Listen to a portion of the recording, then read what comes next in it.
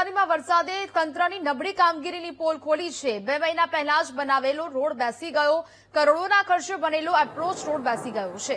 કાછિયાવાડી જતો રોડ બેસી જતા સવાલ ઉઠ્યા। રોડની કામગીરીમાં ભ્રષ્ટાચાર થયાનો આક્ષેપ કરાયો છે। તંત્રની કામગીરી સામે સ્થાનિકોમાં ભારે રોષ વ્યાપેલો જોવા મળી રહ્યો છે, કારણ કે નબળી કામગીરીનો વધુ એક ઉત્તમ નમૂનો સામે આવ્યો છે। કરોડોના ખર્ચે બનાવાયેલો એપ્રોચ રોડ છે તે ફરી વખત અહીંયા બેસી ગયો। 2 મહિનામાં જ રોડ બેસી જવાને કારણે લોકોમાં ભારે નારાજગી જોવા મળી રહી છે। રોડની કામગીરીમાં ભ્રષ્ટાચાર થયો હોવાનો આક્ષેપ પણ લોકો કરી રહ્યા છે, કારણ કે રોડ આ બેસી ગયો છે, નવો બનાવેલો રોડ બેસી ગયો છે। કરોડો રૂપિયાના ખર્ચે નવા રોડ બનાવવામાં આવે છે ને જેમાં ભ્રષ્ટાચાર થયો હોવાની વાત સ્થાનિકો દ્વારા કરવામાં આવી છે। પહેલો જ વરસાદ અને અહીંયા તંત્રની પોલ ક્ષતિ થઈ છે।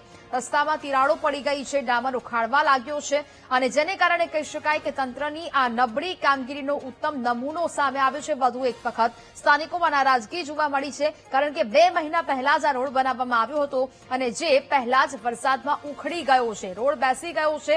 એપ્રોચ રોડ બેસી જવાને કારણે અનેક સવાલ છે તે ઉદ્ભવી રહ્યા છે, જેને કારણે હવે લોકો છે તે અહીંયા નારાજગી વ્યક્ત કરી રહ્યા છે।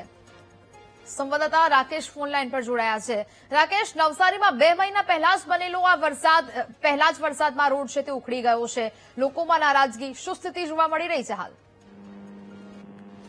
વાત કરવામાં આવે તો નવસારી શહેરના જે મુખ્ય જે વિસ્તાર છે, લુન્સીકુઈ વિસ્તાર કહેવામાં આવે છે, ત્યાં પરબતિયા તળાવની કામગીરી ચાલુ હોવાને લઈને વોટર લોગિંગની સમસ્યા ઉદ્ભવી છે।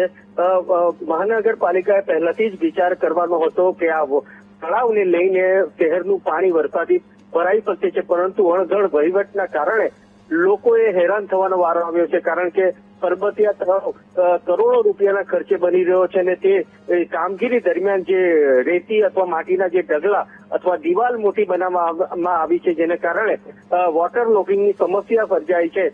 ખાસ કરીને વાત કરવામાં આવે તો આ સતત વરસેલા વરસાદના કારણે આ સ્થિતિ ઉદ્ભવી છે। ત્યારે પાલિકાએ જે કઈ દિશા નક્કી કરવાની હતી પહેલાથી જ નક્કી કરવાની હતી, પરંતુ હાલ કરોડોના રૂપિયાના ખર્ચે જે તળાવ બનાવ્યો છે, તળાવની પાળ તોડવામાં આવી રહી છે, જેને કારણે વોટર લોગિંગની સમસ્યા નહીં રહે, પરંતુ આ જે કંઈક રૂપિયાનો જે બગાડ છે એ શહેરીજનોના માથે પડશે એવું ચોક્કસથી કહી શકાય। જી બિલકુલ રાકેશ, જાણકારી બદલ આપનો આભાર।